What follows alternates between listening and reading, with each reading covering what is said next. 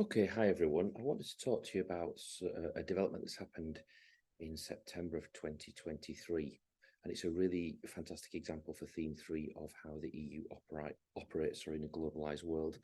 On the 13th of September in 2023, Ursula von der Leyen gave the State of the EU Union address.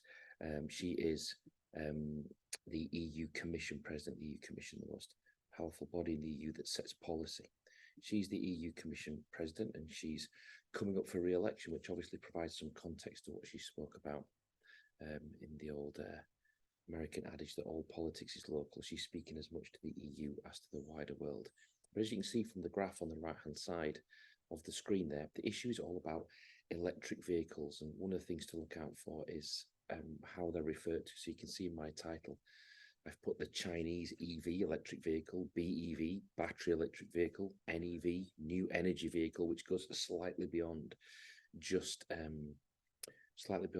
pure electric vehicles. But it's really around that issue. And as you can see from the graph, that in China, manufacturing and production of electric vehicles has taken the market share now, ahead of the EU, where there's been some stagnation. Around 10% of the market, with the US being somewhere that's a little bit behind the curve, literally, as you can see here, in terms of accessing the market. So not only is this about production, however, it's also about the market for these goods. You'll see that becomes important because this is about the EU and how it trades in a globalized world. Now, the EU usually has a tariff rate for vehicles and EVs coming in of 10%, which means if a vehicle is made outside the EU, for it to be sold in the EU, there has to be a 10% tariff paid.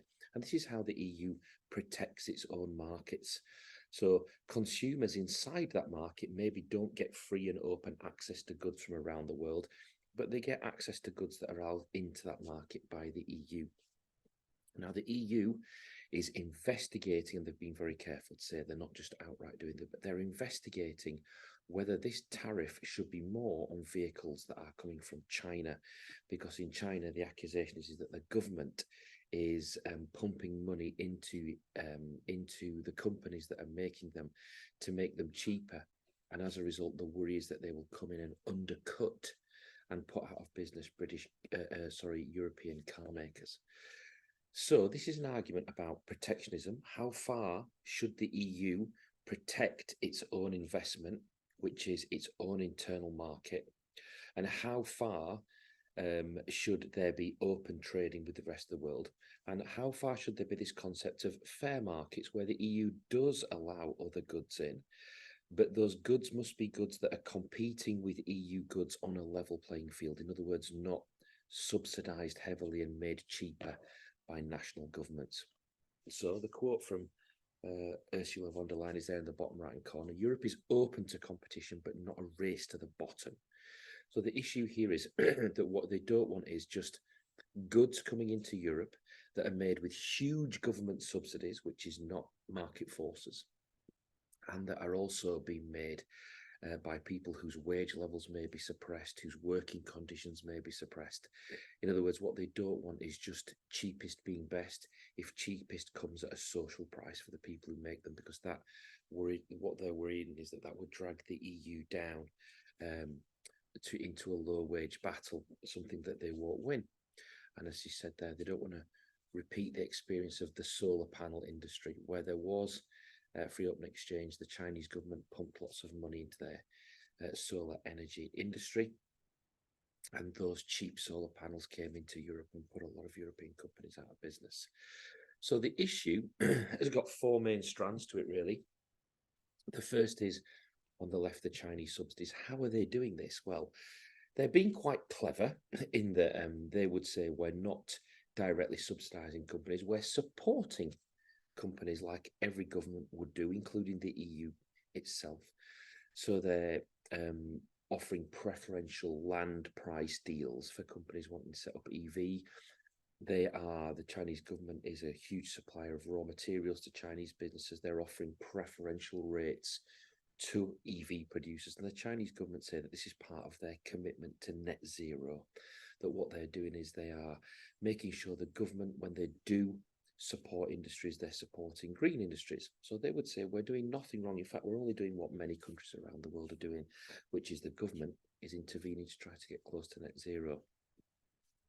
The two main European players here are Germany. Germany has got a huge interest in this. Germany is a luxury EV producer, and as well as China being a large producer of EVs, they're also the largest market in the world. So we sometimes have this idea, don't we, that China is often this smog-filled source of global pollution, but in fact, China is making huge strides in terms of green energy and a green economy.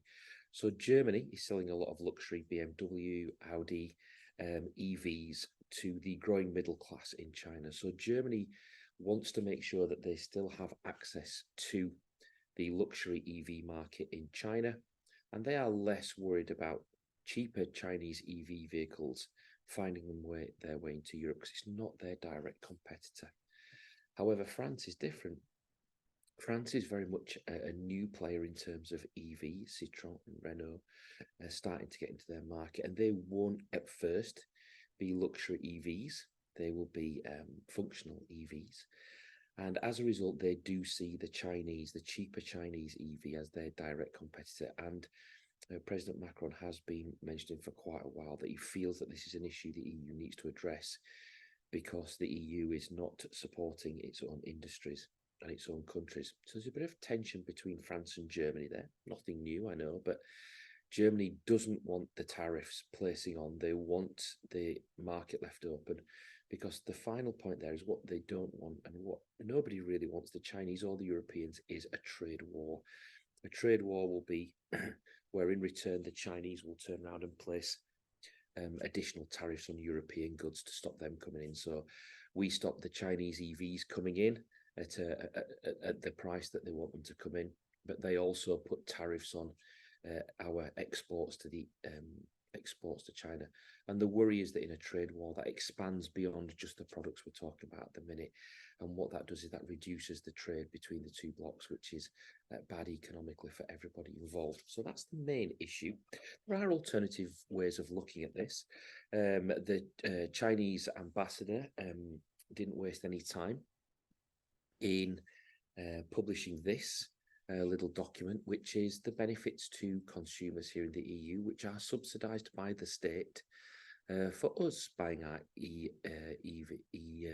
e-vehicles, electric vehicles. So you can see there that on acquisition in France, there are numerous benefits, tax benefits. There are tax benefits in Germany if you own them. There are also incentives to purchase. Prices are being capped and being subsidised by governments, and the government is also investing in the EV infrastructure to make it so that an EV vehicle becomes more attractive. And the Chinese government say, we're not on our own here, we're investing in electric vehicles, and the government is pumping lots and lots of money in, which is reducing their price.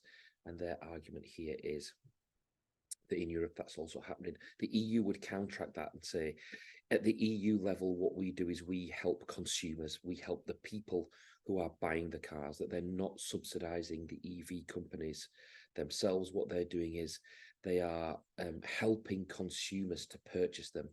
Whereas what the Chinese government is very, very different. The Chinese government is reducing production costs, which means that they're entering the market at an artificial price. There are, of course, people, like I say, who agree with the German government who really don't think this is worth getting into. That maybe it's time, it's a little bit of extra competition for the European EV market. It keeps prices low for consumers here. It allows our products to enter there, and they want to maintain as free and frictionless trade as possible. And that's the great tension of the European model, that it's all about free trade, particularly within the EU, but it has a kind of protectionist element with the rest of the world. There is a wider environmental point here, which has also been made by many people, which is that if you were to look at the life cycles of various vehicles, so here on the left, we've got the carbon impact of battery vehicles from conception, including to their end of life, to how they're dealt with at their end of life. you can see there that it goes from the tonnage goes up from 39 to 47 to 55 for internal combustion engine. Some people are surprised as to how close those numbers are. So they say there is an environmental impact of EVs and BEVs. It's still not as low as many people think. Of course, it's the emissions that practically, well, they do just disappear. But also, some people are arguing that if you are moving these vehicles around the planet, also that increases their carbon footprint and actually brings them closer to hybrid electric vehicles. So some people in the EU are saying we should actually be placing tariffs anyway on any goods that are shipped around the world if we're serious about having EU credentials. So that's the issue about electric vehicles. That's the issue of how the EU is operating this balance in a global world where they're trying to look after their own internal market. They're trying to balance the interests of various member nations. They're trying to fulfill their commitment to the Green Deal and net zero, but they're also trying to make sure they can avoid a trade war with another competitor, this time in the form of China. Okay, thanks very much.